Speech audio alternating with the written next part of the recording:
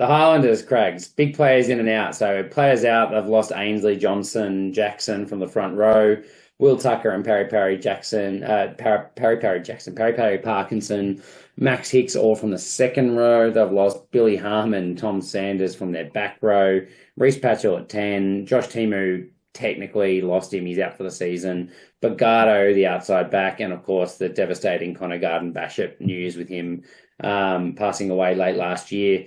Coming in, they've got the big one, Jamie Joseph, who's won a title with them before as head coach. They've got Kautai from the Brums at front row, Josh Bartlett from the Force, Sawani Vakena from the Blues at hooker, Louis Nayata in the back row from Otago, TK Howden from Hurricanes, Lasanga from the Hurricanes, Finn Hurley has been promoted as a fullback option, Caleb Tungatau come across from the Blues, Tane Robinson from the Crusaders, Michael Manson, who's had a killer preseason from them, the outside back from Southland, a fullback option, and Josh Wanga has been promoted as a centre option as well. Yep, a lot of good players in, which is huge for the Highlanders. So, yeah. They've done well to pick experienced players from Super Rugby sides, which I think is what they were going for, you know? Yeah, and Jamie Joseph, that's huge. Like him coming back, that's a massive up. Predicted lineups. Let's get through those. Front rows. We've all gone the same starting front rows, made up of Ethan de Groot, Soani Vikena, and Saula Ma'u. Vikena had an awesome first half in that preseason trial game. And I think they really like that he brings some big ball carrying and things like that. Yeah. So they've, of course, got Henry Bell as well, who kind of had the jersey to his own last year. But I think they'll be really battling it out, and I could well see Soani Vikena taking that starting jersey. So we'll all see the same, yeah. Yep. On the bench, we've got Henry Bell, Daniel Leonard-Brown, and Sepho Kautai, so all gone the same thing. I think that's just well balanced and kind of like a clear pecking order, but who knows with the bench props, could see how that could go. Into the locks, have we got some different... No, we're all the same here. We've got Mitch Dunshea and Fabian Holland. I think that's kind of pretty locked in, and we've all gone Oliver Haig on the bench. So kind of seems like a very clear pecking order there. It's the only three named locks. Yeah, Tom Sanders can obviously, I think, can play a bit of lock, can't he? Or is he only back row? But he's out. No, he's only back row. But Louis Naita in the trials was playing lock, had the 5 jersey on, and he played some lock. So he's come back from Japan. He played some lock over there as well. He's basically played lock 6 or 8. I think he'd be preferred to be a back row, but I think they'd seriously be looking at him as a locking option. So they have to. Yeah, for sure. Cool. So that's locks done, and then back rows. Here's where we all differ a little bit. So we've all put Hugh Renton, the co-captain, in our starting lineup. Nelson's put him at 6. Nelson's put him at 6. Harry and I put him at 8. And then we have all put Sean Withy to start at your 7 jersey. He kind of seemed to make that his own last year, but he will compete with Viveni Lasanga. And then Nelson's gone for Nikora Broughton at the 8 jersey, and I've gone for Louis Naita at 6, and Harry's gone for TK Howden at 6. So we both opted for new 6s. Harry, why have you gone for TK Howden? I just thought he was solid for the Hurricanes, and I think he probably fits the profile of what they need as a 6. Sean Withy and Hugh Renton, or High Renton as Nelson's put him down for me, are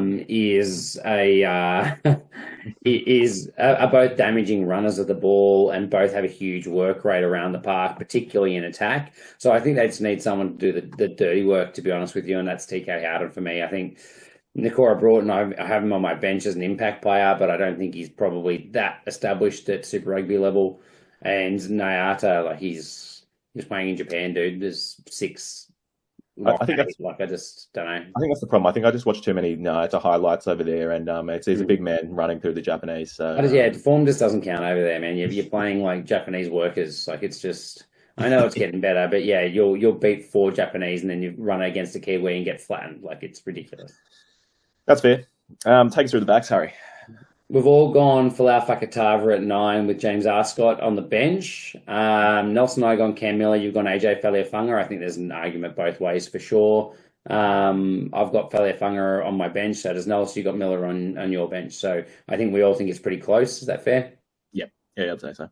I've got Tanielu Talea at 12, Umaga Jensen at 13. You've gone the other way around, and Nelson's matched me, but we've all got the same centres. And then, which I find crazy because I definitely changed all of this after my research yesterday. But anyway, Jonah Nareki, it took me a while to get up to pace, clearly. Jonah Nareki, left wing, Timothy Tavatavanawai, right wing, Sam Gilbert at fullback. Now that the coach has said he's only been looked at as primarily a fullback, I think that's the obvious choice. And then we've all got Tangata on our bench. I think we all believe that Tangata will get some starts. I think early season, as you said at the top of the pod with the listener questions, Tavatavanawai probably get a run at 12 with Talea while Tudge is injured, and Kala Tangata will get a run on the wing. Yep, absolutely nailed it. I expect Tangata to have a big season, so excited by that. Yep. Yeah. I got Tom Sanders, Josh Timu both out for the entire year. Jacob Radamatavuki Neepkins has a fractured neck from back in October, which had surgery. So they said he'll be out for at least 6 months. They're hoping he's not out for the whole year. I think it's very similar to what Sam Cane did. So really tough one to come back from. And then Thomas Umaga Jensen also missed the trials with a shoulder injury and will be missing until round 3 at the earliest. The man's just so injury prone. I think it's another bad lead into a year when you're missing preseason again. He's just not had any luck. And it sucks because we love touch. We love seeing touch. 100%. Stocks that are rising. We've talked about it. Vikenna and Holland, both set for big years, and both. Holland's he's the number one lock if it's on the team, and Vikenna is probably going to make that hooker jersey his own. Stocks that are falling, conversely, Henry Bell played 14 games last year for the Highlanders and started for almost most of those, I'd say. But this year he's got some real competition with Vikenna being brought in. Smokies, Harry. Caleb Tungatau, he's only 21. He's been to 2 other New Zealand teams, I think. He's played for the Sevens. He played for New Zealand under 20s back in just 2023. Blues and Auckland. He's been playing for the last couple of years. I think he just needs an opportunity. I think all of us think that given the space, this could be his year where he really establishes himself on the Super Rugby stage. Yep. And then the other one we had was Viveni Lasanga, who I just think I think you talked about him in the New Hot Chip podcast as a player in the mold of an Artie Sevilla. And they need an open side flanker. So I think he's a good smoky chance if he gets an opportunity out there to try and take a jersey that's not completely owned. Sean Withy could easily be pushed back over to 6 in my eyes, and then that opens up the opportunity there. He did also start in the final trial against the Crusaders in what looked like their first choice team. So I think that's a big tick of approval to say that he's a good chance. For sure. And I'd say in that first half, I said Caleb Tangata was the man of the match for that game. First half, Viveni Lasanga was probably man of the half. He had an absolute rip snorter of a half. So interesting with him. We'll see how that goes. But I've got him, Craig's finishing somewhere between 7th and 9th. I already said I think it's pretty tight with them and the Crusaders.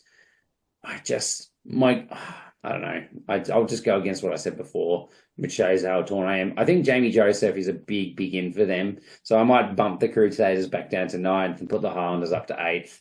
I think the Drew are still over them. The Tars still sneak it past them somehow. I'm not sure how yet. I'll go 8th with them. Crusaders at 9. Oh, God, it just feels wrong doing that. But I do really. This is the first time I've really liked the Highlanders. I'm really amped about them. You know what I mean? So yeah, 100%. I'll back you on it. I'm putting them above the Crusaders. I feel like I'm going to eat those words, but would you go above the Drew or the Tars? No, never above the Tars, mate. Come on, mate. We've got the best team in the world. Could they hit 7th? Could they hit 7th? I guess the problem with them is that they play way more Kiwi teams than we do. No, you know what? I will. I'll put them above the Drew. There you go. Sweet. Very good. 7th place for the Highlanders this year, just out of finals.